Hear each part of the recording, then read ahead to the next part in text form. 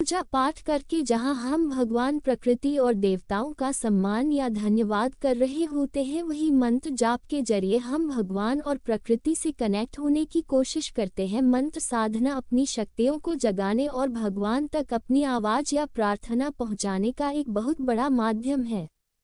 प्राचीन धर्म ग्रंथों में मंत्र जाप का पूरा महत्व बहुत अच्छे से समझाया गया है। प्राचीन ऋषि मुनि, तपस्वी, महर्षि और ब्रह्म ऋषि आदि सभी कड़ी मंत्र साधना करके अपनी शक्तियों को जगाकर इतना बढ़ा लेते थे कि मंत्रों के उच्चारण से ध्वनि तरंगे पैदा होती है। मंत्र जप में 3 चीजों का बहुत महत्व है: उच्चारण, लय और ताल। तीनों का सही अनुपात मंत्र शक्ति को बढ़ाता है।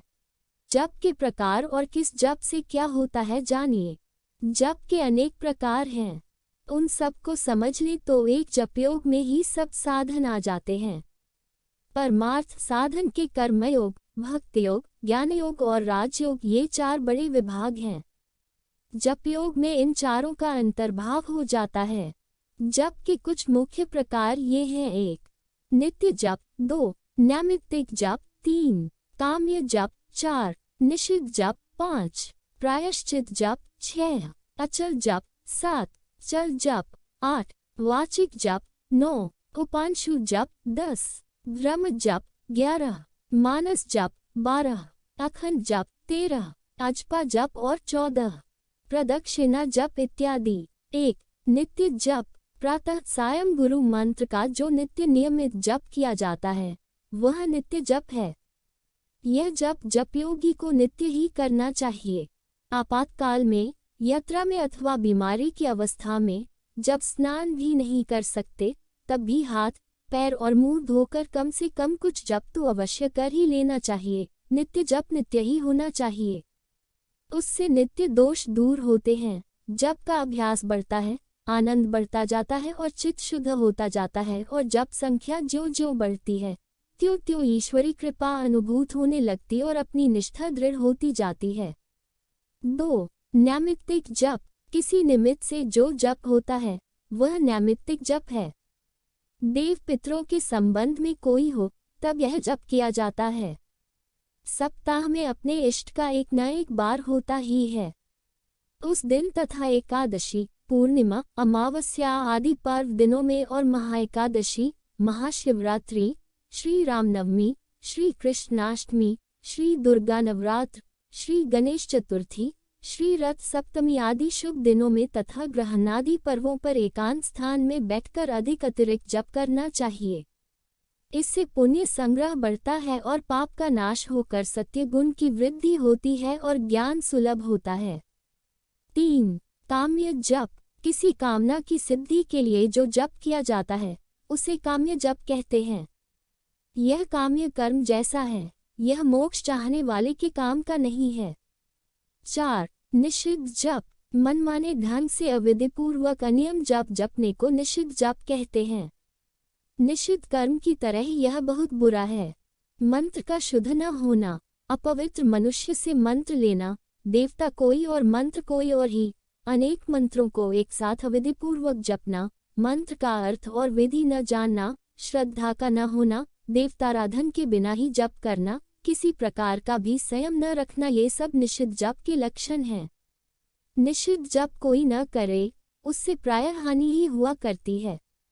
5. प्रायश्चित जप। अपने हाथ से अनजान से कोई दोष या प्रमाद हो जाए तो उस दुरित नाश के लिए जो जप किया जाता है वह प्रायश्चित जप है। 6. अचल जप। यह जप करने के लिए आसन, गोमुखी आदि साहित्य और व्यवहारिक और मानसिक स्वास्थ्य होना चाहिए। इस जप से अपने अंदर जो गुप्त शक्तियां हैं वे जागकर विकसित होती हैं और परोपकार में उनका उपयोग करते बनता है। इसमें इच्छा शक्ति के साथ साथ पुण्य संग्रह बढ़ता जाता है। 7. चल जप। यह जप नाम स्मरण जैसा है, इसको किसी भी काम को करते हुए कर सकते हैं।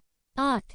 वाचिक जप। जिस जप का इतने जोर से उच्चारण होता है कि दूसरे भी सुन सके उसे वाचिक जप कहते हैं।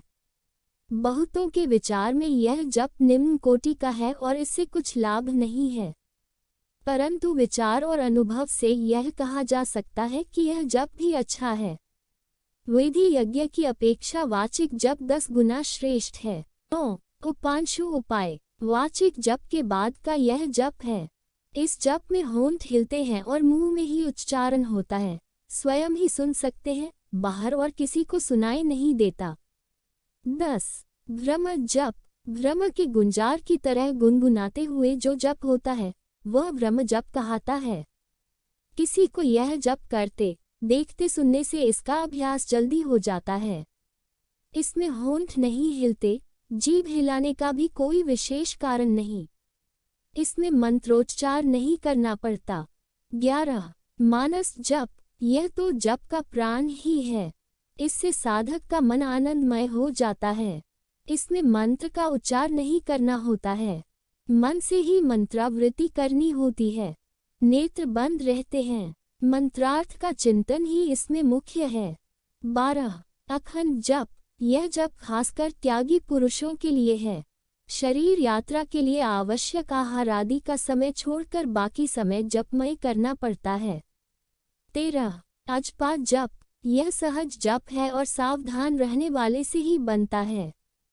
किसी भी तरह से यह जप किया जा सकता है। अनुभवी महात्माओं में यह जप देखने में आता है। 14. प्रदक्षिणा जप। इस जप में हाथ में रुद्राक्ष या तुलसी की माला लेकर वट, औदुंबर या पीपल वृक्ष की अथवा ज्योतिर्लिंगादि के मंदिर की या किसी सिद्ध पुरुष की मन में ब्रह्म भावना करके मंत्र कहते हुए परिक्रमा करनी होती है। इससे भी सिद्धि प्राप्त होती है, मनोरथ पूर्ण होता है।